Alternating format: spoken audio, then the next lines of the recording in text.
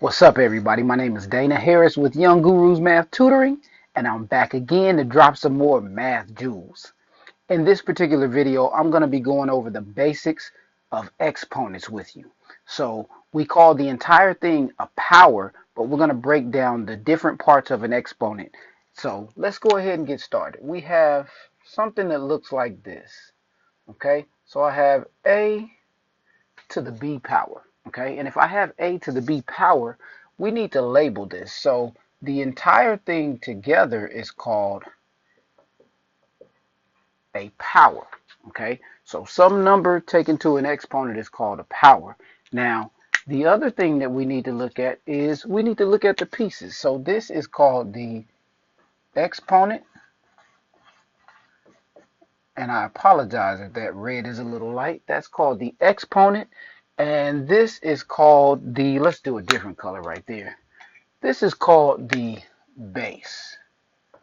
Okay, so the large number is called the base. The small number raised to a superscript is called the exponent. And the entire thing together is called a power. So we're just going to go over a few examples of exponents. And it's important to understand how an exponent works. That's the most important thing of this video. So if I have example 1,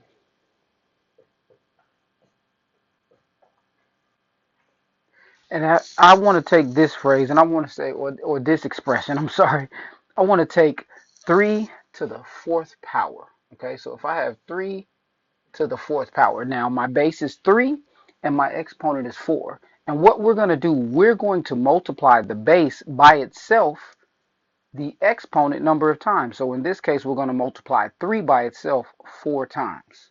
So I actually have 3, or as I like to say, tree times tree times tree times tree. All right, so 3 times itself 4 times. One of the biggest mistakes that I see students make is they multiply the base by the exponent. It's the base multiplied by itself this many times. And in this case, 3 times 3 is 9. 9 times 3 is 27. 27 times 3 equals 81. So 3 to the 4th power equals 81. All right, let's do another example.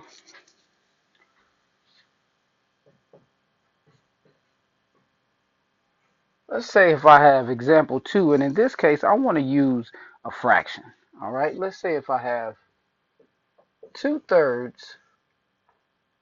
to the 3rd power. Okay, so once again, I have that base 2/3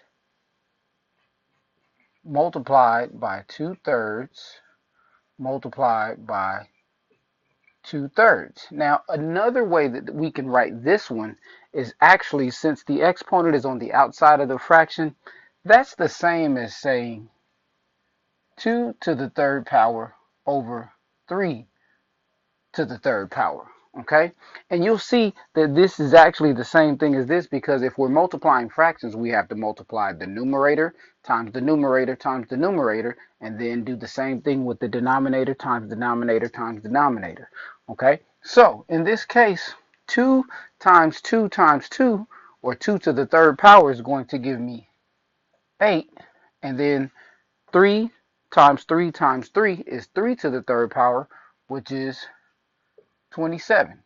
And in this example, actually, this is going to be your final answer, because 8 over 27 cannot be reduced or simplified. It cannot be written in a smaller form that is equivalent. So that's when you have a fraction. Remember, we're multiplying the base times itself the exponent number of times. All right? Let's do one more example.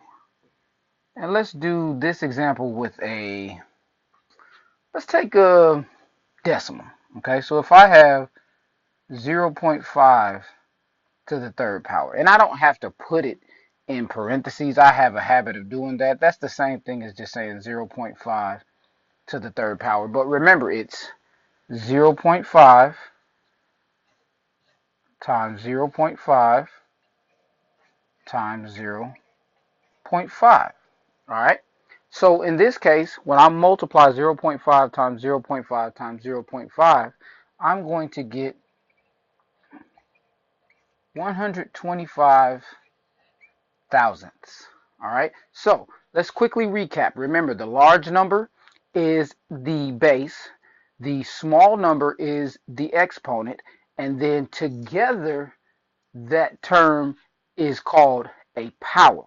Young Guru's Math Tutoring. I've got the solution to your math problems.